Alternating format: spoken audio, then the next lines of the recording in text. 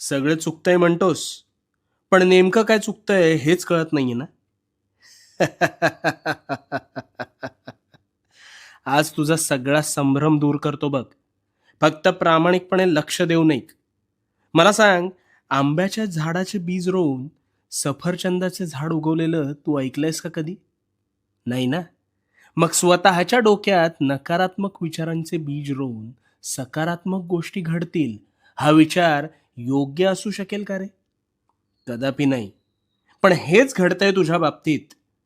तू एखाद्या गोष्टीचा आरंभ संकल्प करून मोठ्या दिमाखात करतोस, पण काहीच दिवसात अपेक्षित यश मिळत नाही, म्हणून नकारात्मक विचारांचं तोरण आधीच मनात बांधायला सुरू करतोस. आणि मग गोष्टी मनासारख्या होत नाहीत, म्हणून कायम रडत बसतोस. नकारात्मक विचारांचं ग्रहण लागलंय रे तुला.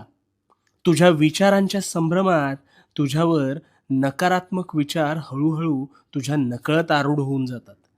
आणि मग तू सुद्धा या विचारांना जागा देऊन तुझ्या मनात घर करून आश्रय करून देतोस. इथे तू चुकतोस. कारण पेरणी चुकली तर अपेक्षित पीक येणार आहे का? नाही ना. हेच सदैव ध्यानात ठेवायचं. गोष्ट साध्य करण्यास कितीही खडतर असू दे, फक्त 2 गोष्टी लक्षात ठेवायच्या. सगळ्यात आधी निव्वळ सकारात्मक विचारच करायचा आणि त्या गोष्टीत सातत्य ठेवायचं. आणि मग चमत्कार बघ.